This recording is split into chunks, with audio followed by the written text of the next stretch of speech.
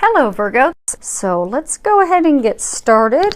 I have prayed over the cards, shuffled them. I'm going to pull 3 from Doreen Virtue's Archangel Power Tarot deck, 1 from John Holland's Psychic Tarot for the Heart. Go ahead and move these up. And I'm going to pull 2 from Doreen Virtue's Romance Angels deck.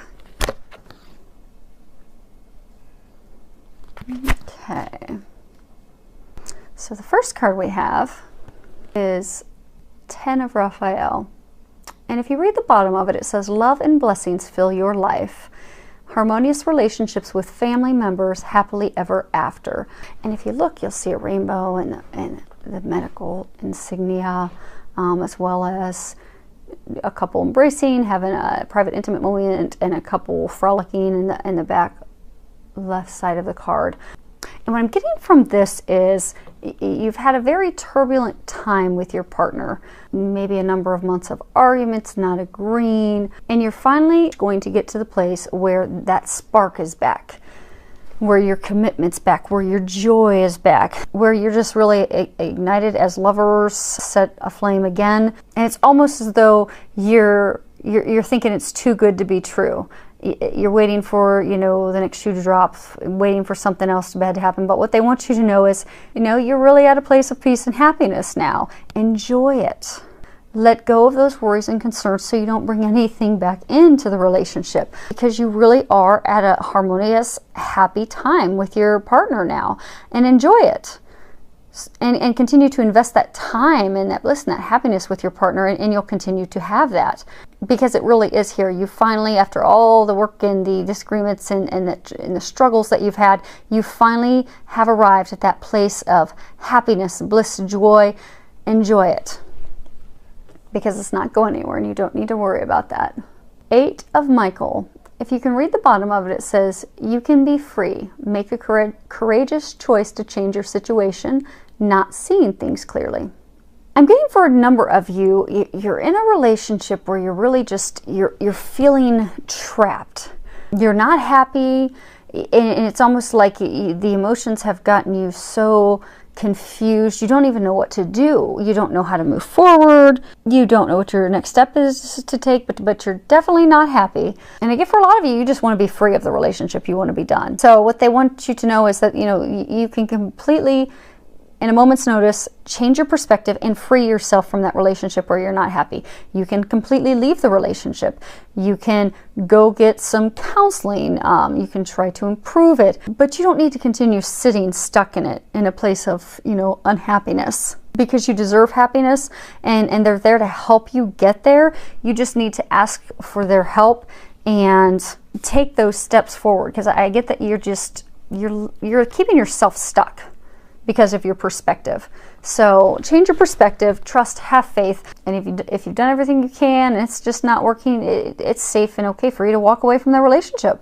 It's not meant for you. And if not, then listen to those steps and those intuitive nudges to go and try to work things out. But don't let yourself continue to sit and be stuck. That's not serving you or them, and it's only delaying your happiness. Next card we have is 3 of Ariel. Do what you love, a time of great personal growth in your career or artistic endeavors, working with others in a cooperative manner.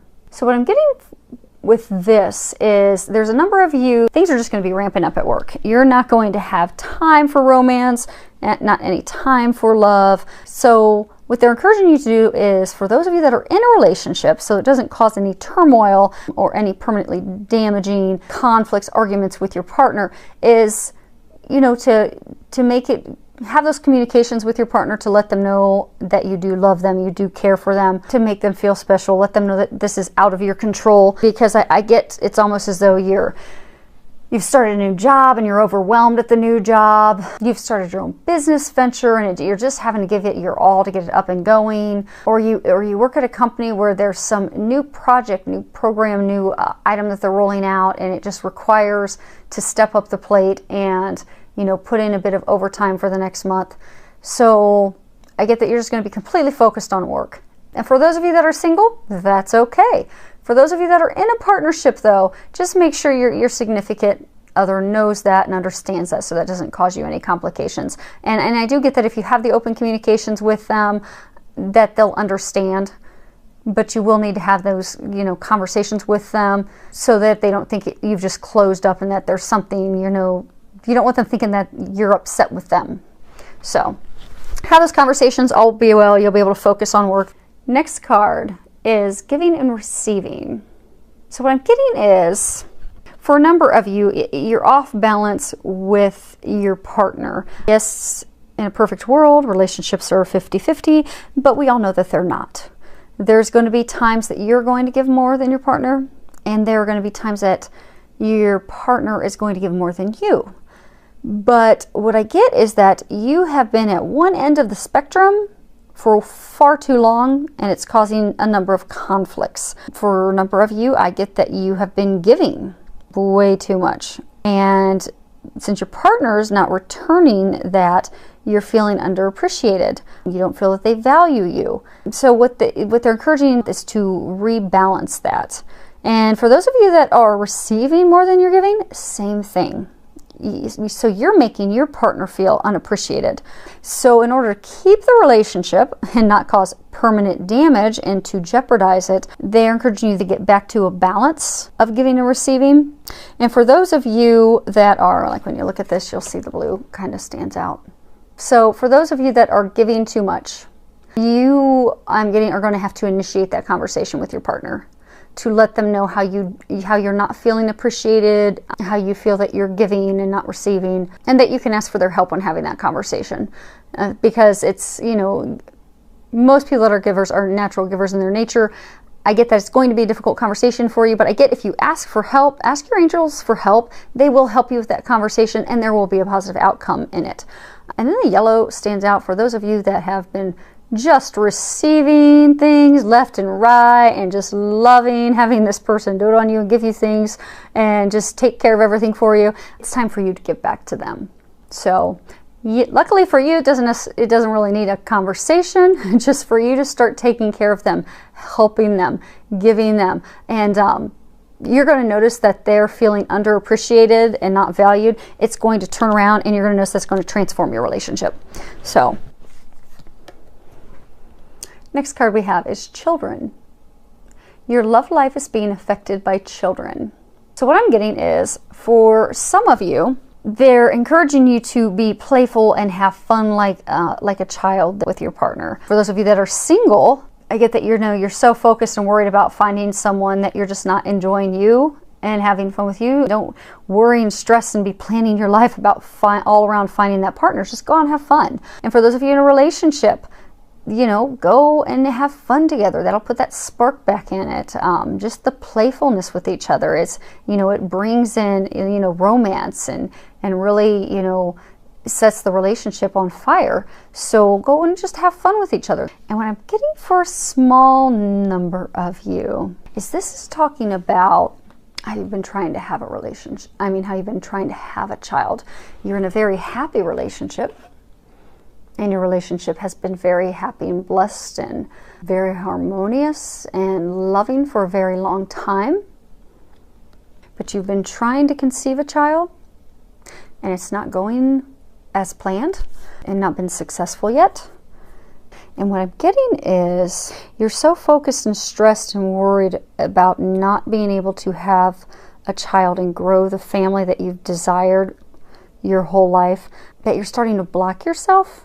And for some of you, you're even starting to have arguments with your spouse about it. So what I'm getting is, this is twofold for you. I'm getting that if you can go and just stop worrying and thinking about that for a little while. I know it doesn't sound easy when that's something you really desire and want, but if you can stop thinking about that and just go and truly enjoy your spouse, your lover, just go and have fun and play together. Bring that spark back in, removing that tension that you've been having over, you know, not having and starting the family that you desire. But if you can just go play and have fun and forget about that, I'm getting that would remove the blocks and could ultimately end up leading to you conceiving the child that you desire. Because, you know, oftentimes when we really want something so badly and we keep thinking about, oh, I want this, you know, person, and, you know, your case, want to have a baby. But we'll say for somebody that's looking for a relationship, you know, I really want this, you know, partner. I really want to meet him. I really want to meet her. And that's all they ever think about. What they're coming from is a place of lack. So they're actually, you know, energetically pushing that away from themselves. But those same people, you'll notice that when they stop and they're kind of like, oh, okay, whatever, I give up. It's just, oh, I'm just meant to be single. And then they stop thinking about finding a partner, and they just truly start enjoying life and enjoying themselves, and they don't ever think about it anymore. And that's when their soulmate walks into their life. And getting is a similar thing for you, that you need to let it go. Let it go, let God, have fun, enjoy your spouse. And I'm getting for some of you that's what's going to open up the blessing. It's what's going to bring you that child you desire. And ask the angels for help, because I'm getting that it's not an easy thing to do, but they can help you do that. So just ask for their help and they will. Next thing we've got is keep an open mind. Your soulmate may differ from your usual type in expectations. So I'm getting for some of you that are single, you have met the one, and not just the one, but a soulmate. But it's like you're blocking that person because they're not your normal type. So, you know, maybe you like normally blonde females and she's a brunette, and you normally like, you know, blondes that are really tall, and maybe she's just 5 feet 2 inches and a brunette. So you're just totally not looking at her as an option. Yeah, you kind of feel some connection, but you actually kind of keep purposefully turning away from it and hoping that that's not really what you're feeling, because she is totally not your type. But what I'm getting is, if you open up to that and you let go of these expectations that you have, and you just really open yourself up to it, you're going to find that person is perfect for you.